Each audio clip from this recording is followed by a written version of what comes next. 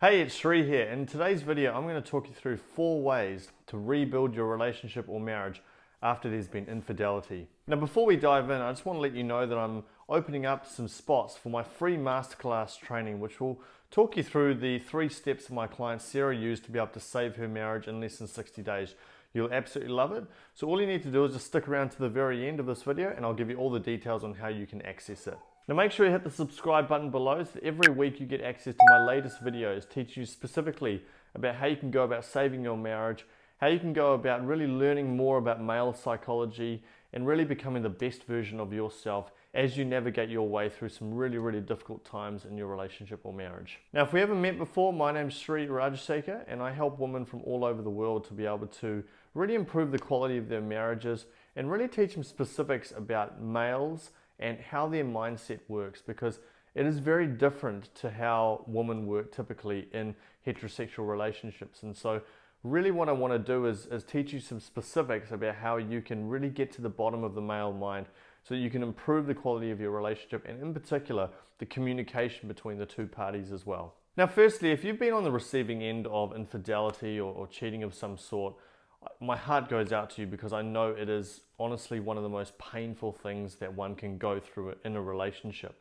I've seen it before, I've experienced it before myself, and it is absolutely crushing inside. And it can often make you feel like you've put a lot of time and a lot of energy and a lot of emotion into this relationship or marriage. And then, in one fell swoop, suddenly all of your hopes, all of your dreams, all of your desires, all of the love that you have for that particular person just gets completely destroyed and your whole world literally turns upside down.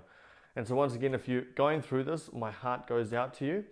But what we really need to do here is make sure we take some pragmatic and practical steps in order to move forward and make sure that you're fundamentally making the best decision for your future. Because what can often happen in these situations is clarity often goes out the door. We tend to communicate entirely from a wounded place. And look, that's totally understandable, but I honestly believe that when you're going through some really difficult situations, such as being on the receiving end of infidelity, there are some bad ways of handling things, there are some good ways of handling things, and then there are some better ways of handling things. And what we really want to do is make sure you're making the best decisions and that you're taking the best action that you can during this highly emotional time that you're in right now. So what I'm going to do today is I'm going to talk you through 4 steps that you need to be taking when you're going through this really difficult situation in your marriage right now, and how you can ultimately make the best decision for your future and for your family as well. The first step that you need to make sure you take during this really difficult time is to take the time to do a stock take or reassess the entire marriage. Now this might be a really hard thing to do because when you've been on the receiving end of infidelity, because you're in that survival state, obviously in those times what we want to do is do everything that we can to be able to save the marriage. We want to make sure that that person can realize the mistakes that they've made and really put the time and energy into it. But the thing is that relationships are very complex. And there's so many different types of relationships and marriages and at different ends of the spectrum in terms of their quality and their connection and the love that partners have for each other as well. And so it's not as simple as just saying, hey, this is unacceptable and let's just get on with things and move on from the marriage. You're emotional in that situation. You're highly fearful because your whole family is potentially turned upside down here. But what we really want to be doing here is taking the time to take a really broad look at the marriage and how have things been over the last 5, 10, 15, 20 years potentially. If this is a completely uncharacteristic event, so your husband has been incredibly faithful and has treated you like the goddess that you are for a long period of time, and then out of the blue he just has a drunken hookup and so forth, then potentially you might give him a little bit more leeway than if he was someone who just consistently has cheated on you regularly for a long period of time. In those situations we really want to be taking a look at the overall marriage and taking a look at ourselves as well and really understanding how have I been treated over this period of time? Have I tolerated certain behaviors for a long period of time? And maybe this is the moment which is the straw that broke the camel's back, where you're taking the time to say, you know what, I deserve better. I deserve a better quality of marriage. You know, I deserve a better quality marriage now. And what this experience might do is act as the impetus, or give you the momentum to say, you know what, I'm not going to tolerate this stuff right now.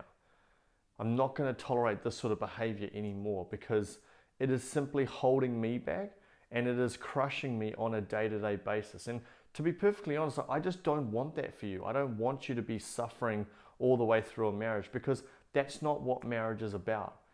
You know, yes, there are some tough times. Every marriage has some tough times occasionally. But the ones that actually really create extraordinary marriages have a beautiful ability to be able to communicate. They have incredible integrity in the marriage.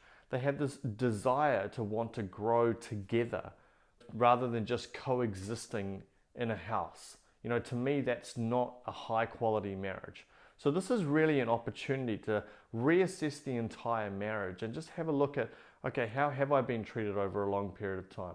If it has just been an isolated incident and you know this is completely out of his character and he's genuinely wanting to work on things and healing, well, then you can start to put the time and energy into the marriage and really set some beautiful foundations. And I'll talk you through those in the remaining 3 steps. But if it is a situation where there's been consistently negative behavior over a long period of time, then this may be the moment where you might have to say, okay, I need to take a really, really good hard look at this overall marriage and also myself in this situation, and obviously your husband or partner, to see, is this man the right man for me? Is he the right fit for me? And I know that's going to be really hard. I know it's difficult. I want you to know that I'm always here for you if you do have some challenges around that, and if you do need to speak to me personally and want to see if I can help you in my program, then in the description section below you can click on the link which says book a call with me. Just click on that link, choose a time that works for you, and then I'll call you at the scheduled time, just so I can understand, you know, where you are now, where you want to get to, what are some of the challenges that you're going through, and whether I can help you on this path as well. But if your husband is someone who, you know, is a good man and you're really wanting to make this work, then the next step that you want to take, which is the second step, is to understand his core drivers. Now, every individual on this planet is driven by certain human needs or drivers.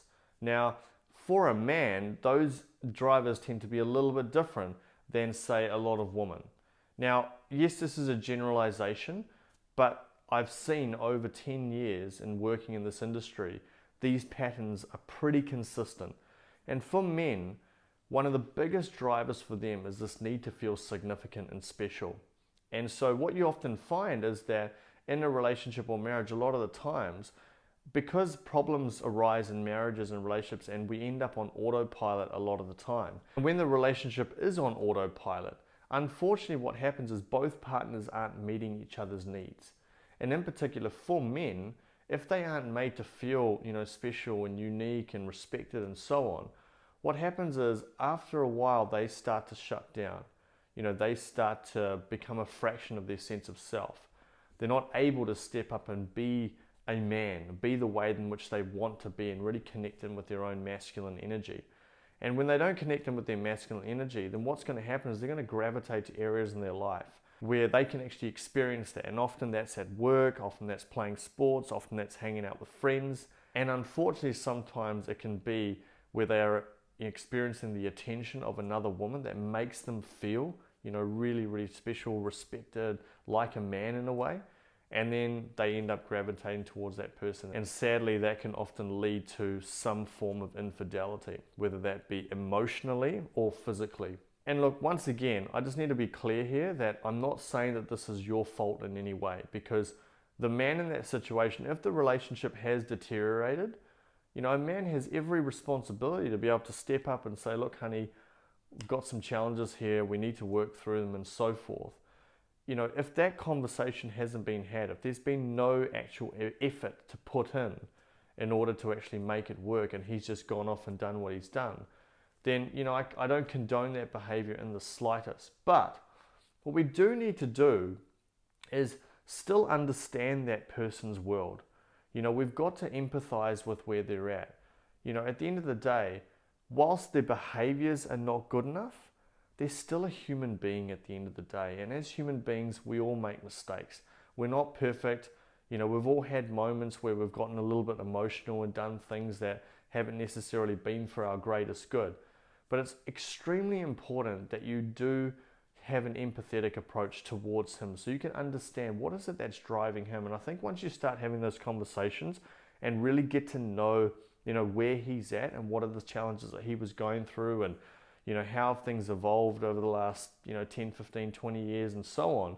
If you can really understand that, then you can get inside of his mind in terms of understanding what was it that he was missing out on.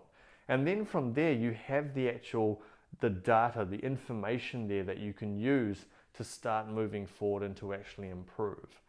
And whilst we don't want to take necessarily a calculated approach or, really be quite meticulous with it, because at the end of the day, it is an emotional experience, just by having the knowledge of where he's at can really help you in terms of your ability to communicate. Because I'll tell you right now that if you just come across as angry and pissed off and, want to fight fire with fire and so forth, then it's a surefire way of destroying the marriage. We have to take a higher approach. We have to take the third step in this process, which is a heart-centric approach. You see, a heart-centric approach is effectively where what we're doing is we're being motivated by love and not fear.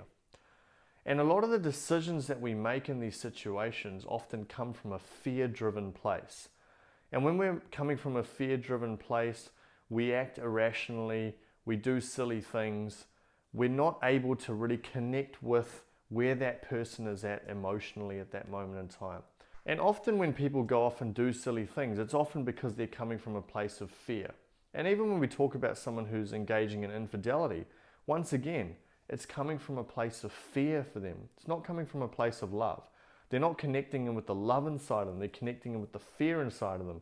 In other words, I'm feeling like I'm not enough, I'm feeling disrespected, I don't know what to do, I'm scared, this is really hurting me, and then a moment of temptation, and then they've done something really, really silly. But if they were coming from a loving place, they were coming from their heart, what would happen is they'd have the courage to be able to have conversations. They'd be able to speak their authentic truth. They'd be able to connect in with the love with the other person. And even if some of their needs aren't being met, what they'll be able to recognize is that the other person isn't getting their needs met either. And that's why they're acting the way that they're doing. So what ends up happening is we're actually focused on the other person in a beautiful way. Now, some of you might be sitting here going, well, hang on, he's the one that's cheated on me. Why should I be the one to do it? Here's what I've learned over the last 10 years.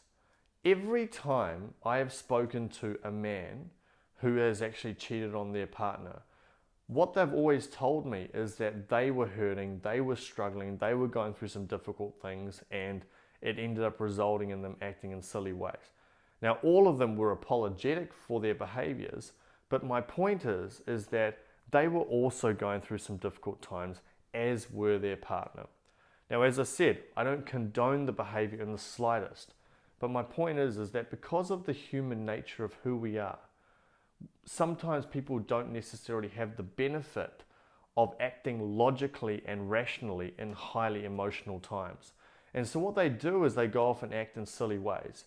Now, the challenge is that if you're going through a situation like this, and you're hoping that your partner actually is going to step up and apologize and do all the things that he needs to do and should do, then what ends up happening is often the apology or what we're expecting of them falls short of what we're hoping.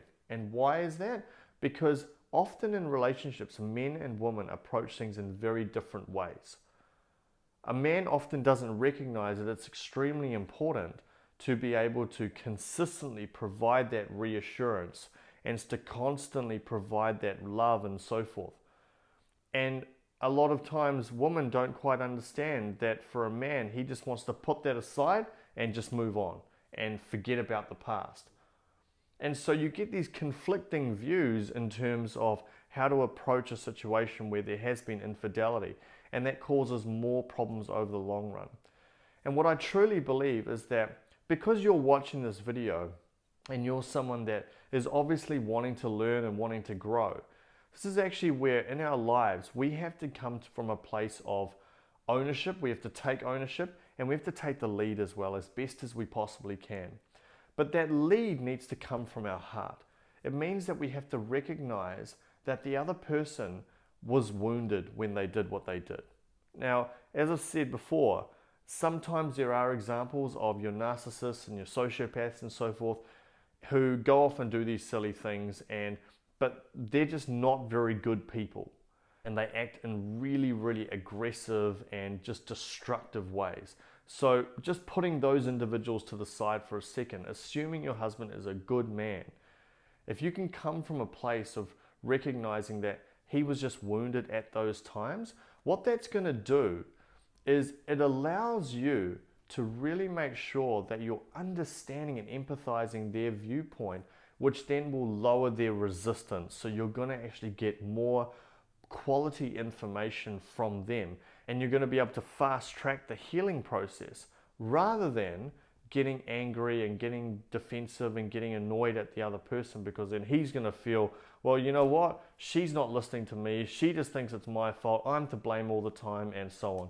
And then that's going to cause more dramas and more issues over the long run as well. And I really want to help you to avoid that as much as you can. Now, as I said, I know this might be really hard to hear, but please hear me out on this one, because I'm telling you now that if you were to just take an approach which is hoping that the other person was always going to take the lead, then unfortunately what will end up happening is that he'll feel like he's the one that's made the mistake all the time. He'll start to get critical of himself, and then that won't necessarily open his heart. You know, you have to make sure that you're opening your heart, and then that will encourage him to open his heart as well as best as he can. I can tell you now that a heart-centric approach is absolutely a much more powerful way of being able to create shifts in another person than the eye for an eye sort of approach, where, you know, we want to punish the other person and get them to make all the changes and so forth. You know, and I know that in the world that we live in, there's a lot of desire to punish someone. And look, I've been there a million times myself. When someone has done something wrong to me, I've wanted them to, you know, suffer or, you know, experience the consequences that they deserve and so forth. But what I always found was that I never ever got the results that I wanted, and it didn't actually help heal any of the internal wounds inside of me. And so I truly believe in you know, one of the things that I help my clients do is really help to create healing from the inside.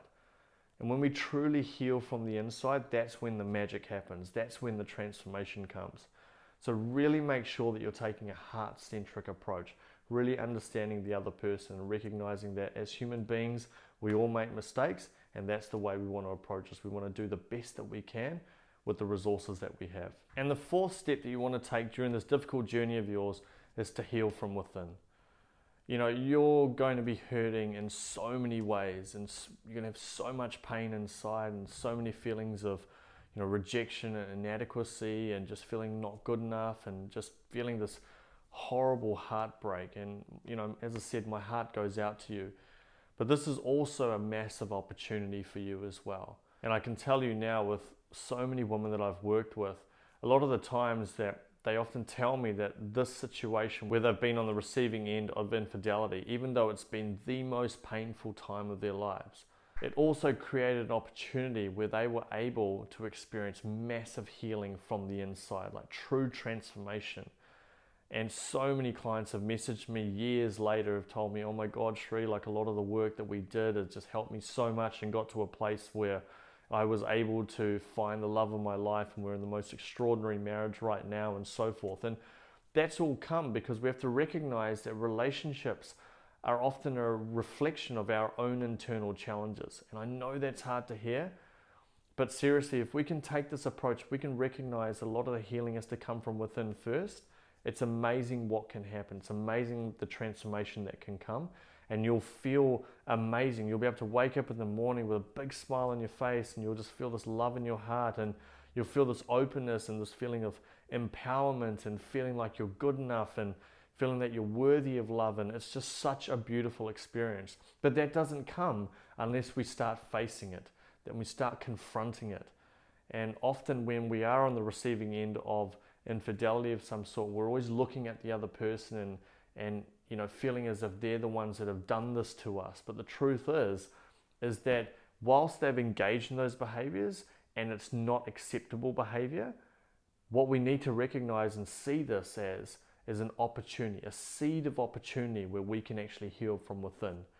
Because a lot of the times, when there are relationships that aren't going well, some form of infidelity can often act as the momentum shifter so that you can actually really focus on you and really create that healing from within. You have to focus on you, have to do some of the deeper work on the inside. And when you do that, when you really create that shift, it's amazing what can happen when you do that. And I don't just mean just on a mental level and just having a few affirmations and going for a couple of walks in here and there. Whilst those are good things, you really want to create shifts at the deepest level, because that's what allows true long-term healing, not the short-term band-aid fixes that I see so many times. So you might be sitting there going, well, how on earth do I do that? Now, a really good first step is to come and join the masterclass free training that I'm offering, which is going to teach you 3 steps that my client Sarah used to be able to save her marriage in less than 60 days. You'll absolutely love it. So all you need to do, just in the description section below, just click on that link where it says register for the masterclass. Just choose a time that works for you, bring a pen and paper or an iPad or whatever, and just keep a really open mind, because if you soak in the information, I promise you, you can really start to make some really quick shifts in a short space of time. And on top of that, make sure you stick around to the very end so you get access to a free gift that I know you're going to absolutely love as well. Thank you so much for watching this video. If you've liked it, make sure you hit the like button below. If you want to get more videos like this, make sure you hit the subscribe button. And just let me know what your biggest takeaway is from today's video. I always love hearing feedback from the viewers. So if you just want to write down your biggest takeaway, and I'll make sure I respond to you as well. And if you want to learn why men always come back after a separation, just click this video above. And if you want to learn Hannah's secrets on how she was able to save her marriage from the brink of divorce, just click this video above. Thank you so much, and I'll talk to you in the next video.